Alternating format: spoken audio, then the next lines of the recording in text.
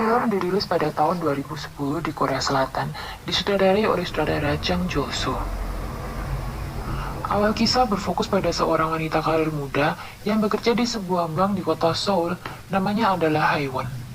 Salah satu tugasnya adalah menghadapi orang-orang yang hendak mengajukan pinjaman. Pada suatu malam ketika Haewon mengendarai mobilnya, dia menjadi saksi atas penganiayaan yang dilakukan oleh dua orang pria pada seorang wanita. Wanita itu pun berlari menuju ke mobil Haewon. Tapi Haewon tidak peduli dan pergi begitu saja. Kasus itu pun akhirnya ditangani polisi, dan Haewon diminta datang ke kantor polisi untuk menjadi saksi. Tapi lagi-lagi Haewon menolak dan tidak ingin terlibat lebih jauh. Akhirnya, polisi melepaskan kedua tersangka. Ayah korban menghampiri Haewon sambil menangis histeris di luar kantor polisi. Ini mengakibatkan identitas Haewon sebagai saksi diketahui oleh para pelaku, dan para pelaku pun mengintimidasi Haewon. Setelah tiba di kantor, ternyata teman sekantor Haewon membantu nenek tua yang telah ditolak Haewon dalam mengajukan pinjaman. Lalu Haewon merasa kesal dan memaki-maki sahabatnya itu. Setelah kejadian itu, Haewon pun merasa bersalah dan mencoba mengajak temannya itu untuk makan malam. Tapi sialnya, Haewon terkunci di kamar mandi, dan Haewon mengira itu adalah ulah sahabatnya tersebut. Segera setelah bisa keluar dari kamar mandi, dia menghampiri temannya itu dan langsung menamparnya di depan orang-orang kantornya. Yang padahal, kunci pintu kamar mandi itu tertutup karena ketidaksengajaan seorang cleaning service. Mengetahui hal itu, atasan Haewon langsung menyuruhnya untuk mengambil cuti liburan. Hari-hari sebelumnya, Haewon telah menerima begitu banyak surat-surat dari teman masa kecilnya yang bernama Buknam. Buknam seringkali mengajak Haewon dan sering menelpon Haewon untuk segera mengunjunginya di kampung halaman mereka di sebuah pulau bernama Pulau Mudo. Akhirnya Haewon memutuskan untuk berlibur ke Pulau Mudo untuk mendapatkan ketenangan. Tukang perahu ini bernama Doksu. Saat tiba di Pulau Mudo, Kim Buknam sudah menunggu Haewon dan betapa bahagianya Buknam bertemu Haewon.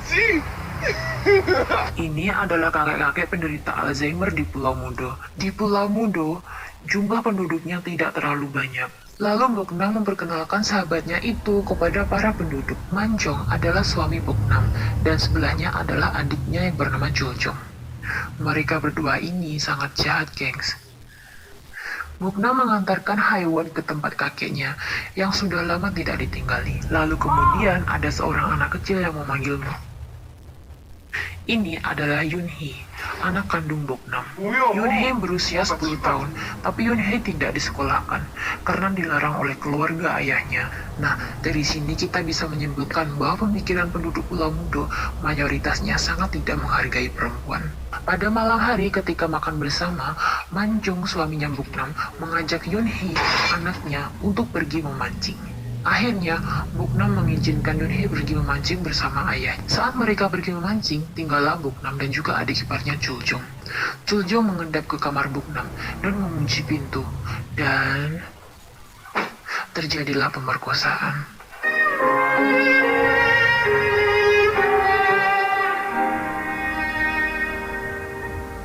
Setelah Manjong dan anaknya pulang dari memancing, Buknam terbangun dari tidurnya setelah kelelahan. Sampai dari scene ini, ternyata apa yang dialami Buknam sepertinya sudah biasa dia lalui.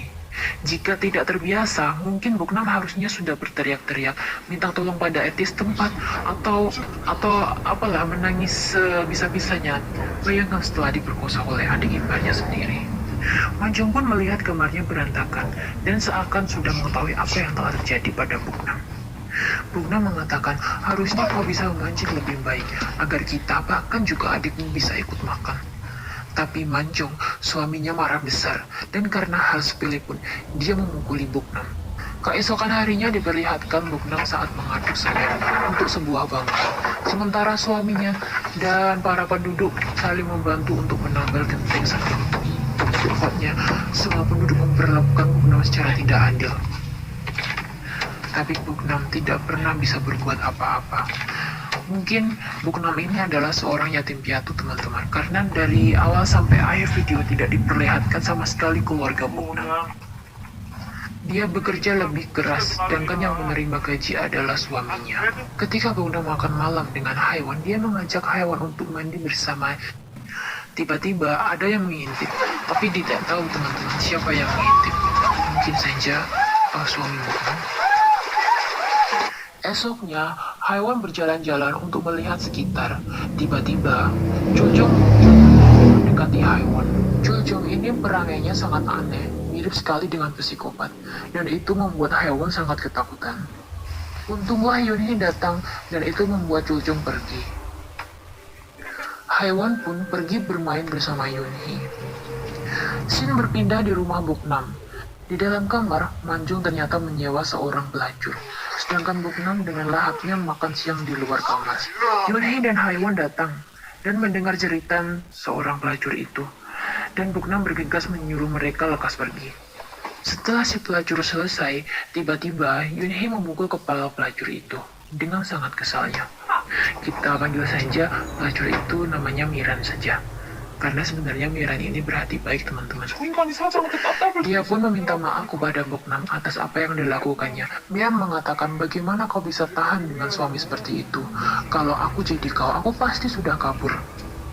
Buknam menjawab, kalau aku kabur, pasti aku sudah dibunuhnya. Miran pun mengajak Buknam untuk pergi bersama-sama ke kota Seoul. Karena Miran berkata di sana, tak akan ada seorang pun yang bisa menemukan Buknam. Ketika Buknam memanen mandu, dia sangat berhati-hati. Lalu suaminya memarahinya karena dia tidak menjawab panggilannya.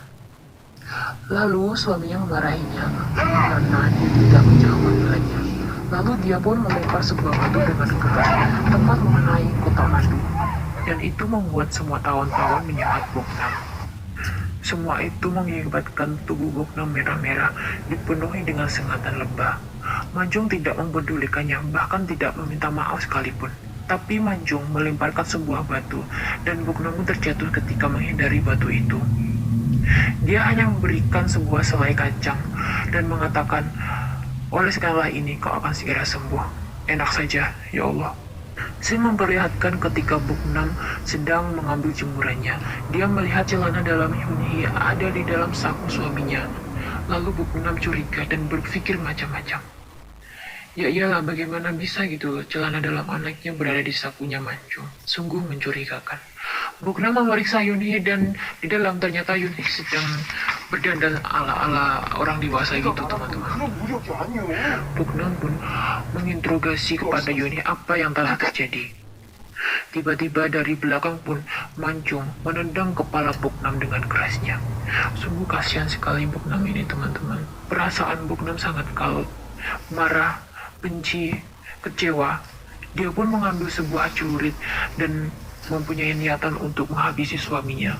Tapi ketika melihat Yunhee anaknya, dia mengurungkannya. Akhirnya dia pun pergi ke rumah Haiwan. Buknam memohon Haiwan untuk membawa mereka pergi ke Seoul. Tapi Haiwan menolak karena pekerjaannya sungguh sangat memberatkannya, apalagi membawa dua orang itu. Kalau bisa, ajaklah Yunhee saja, aku tidak perlu diajak. Haiwan pun curiga dan menginterogasi Buknam sebenarnya apa yang telah terjadi pada Yunhee. Akhirnya, Buknam pun memberitahu Haiwan bahwa suaminya telah menodai anaknya sendiri. Haiwan pun tidak percaya dan dia mengusir Buknam pulang. Haiwan pun mengatakan pada Buknam, kalau ingin berbohong, carilah alasan lain. Esoknya, Haiwan mendatangi Yunhee. Yunhee, kenapa kau pernah mengatakan ingin cepat mempunyai payudara yang besar? Karena jika mempunyai payudara besar, akan dicintai oleh ayahnya. Seketika itu juga bibinya datang, lalu cepat menyuruh Yunhee untuk pulang. Bibinya mengatakan kepada Haiwan bahwa Buknam itu suka berbohong. Dia seperti pengemis. Bahkan orang tua itu menyuruh Haiwan untuk lekas kembali ke kota Seoul. Pada suatu hari ketika Manjung tertidur pulas, Buknam mencuri uang dan HP di saku suaminya itu. Dia lalu lekas menelepon Miran. Miran seorang pelacur yang pernah mengajaknya kabur dulu. Dan ya, Buknam berencana untuk kabur dari Pulau Mudo dengan bantuan Miran. Dan paginya, ketika anak dan suaminya masih tertidur pulas, Buknam menggendong Yunhee dan pelan-pelan untuk dibawanya keluar diam-diam. Yunhee pun sempat menolak dan akhirnya dia ikut juga dengan ibunya. Buknam pun sangat senang melihat Miran menepati janjinya. Tiba-tiba Buknam merasa kesal karena ternyata tukang perahu itu adalah Doksu. Karena sebenarnya Doksu itu adalah sahabat karib dari Manjong, suaminya. Miran pun berteriak karena dia melihat Manjong sudah berdiri di belakang mereka. Mereka pun ketakutan sekali, kecuali Doksu. Doksu dengan sengaja memperlambat mereka. Mereka bertiga sangat ketakutan dan kebingungan. Scene diperlihatkan ketika Buknam diseret oleh Manjong dan menjambaknya serta menganiayanya. Sedangkan Yuni hanya bisa menangis histeris dan mencoba untuk menolong ibunya. Miran pun juga terheran-heran bagaimana penduduk sangat terkejut oleh kejadian itu. Miran meminta tolong pada Chuljong agar menolong kakaknya itu. Tapi Miran malah diseretnya untuk diperkosanya. Sedangkan Doksu, dia juga diam saja melihat semua hal itu. Buknam pun mempertanyakan bahwa siapa sebenarnya ayah dari Yunhee. Bahkan Buknam sendiri tidak tahu karena semua orang di penduduk itu sudah memperkosanya secara bergilir. Bahkan para penduduk pun mendukung penganiayaan itu. Sungguh sangat miris sekali. Ini adalah warga terlaknat yang pernah saya lihat. Scene ketika Yunhee berusaha menolong ibunya dengan menggigit kaki Manjong. Tiba-tiba Yunhee dilempar dengan kerasnya sampai membenturkan kepalanya dan dia mati seketika. Para penduduk pun sikapnya sangat tak acuh. Dan itu membuat histeris. Bagaimana tidak, seseorang yang telah dicintai satu-satunya dalam hidup Buknam dan merupakan alasan Buknam untuk bertahan hidup di Pulau Mudo adalah Yunhee. Dan ketika seorang polisi datang, semua penduduk pun bersepakat untuk menfitnah Buknam bahwa Buknam lah yang menyebabkan Yunhee meninggal. Bayangkan, tidak terbayangkan teman-teman betapa sedihnya. Bagaimana tidak, Buknam menemui seumur hidupnya hanya dipenuhi dengan orang-orang jahat.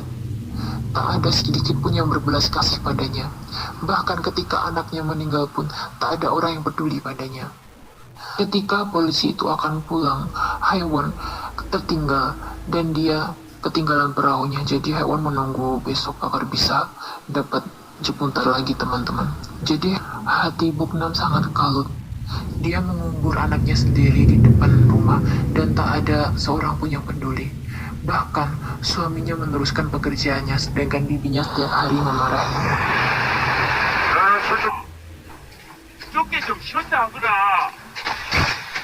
성님.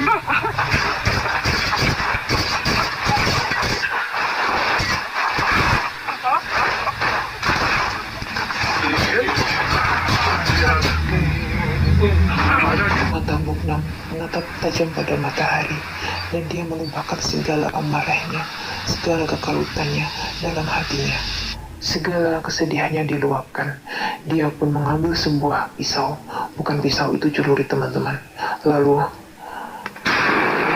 Buknam pun menghabisi semuanya, kecuali kakek-kakek Alzheimer itu.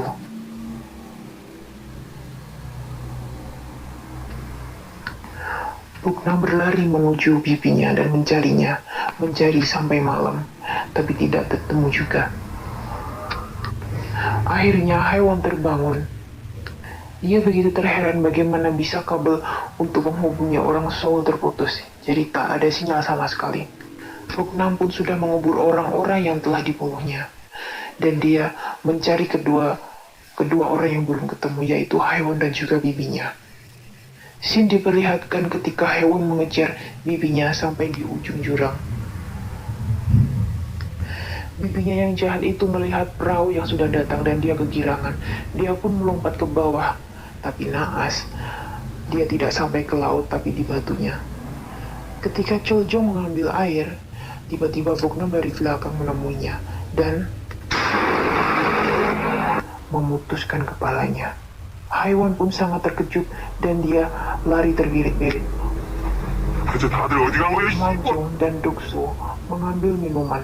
Doksu pun terkaget-kaget melihat apa yang dilihatnya di atas pohon. Ternyata itu adalah potongan kepala dan tiba-tiba dari belakang Haewon berteriak, "Awas!" Dan Buknam berusaha untuk menghabisi mereka berdua. Apa itu yang habis baterainya? Apa? Mati? Aduh, tersimpan bayinya. Ya Allah. Buknam pun diikat dan dibawa ke rumahnya. Di sini Manjong sangat terheran-heran. Kenapa kau tidak bunuh diri saja? Buknam mengatakan, aku tidak mau mati. Manjung pun berniat untuk menghabisi Boknam, tapi Boknam bisa meraih pisau dan menusuk Manjung.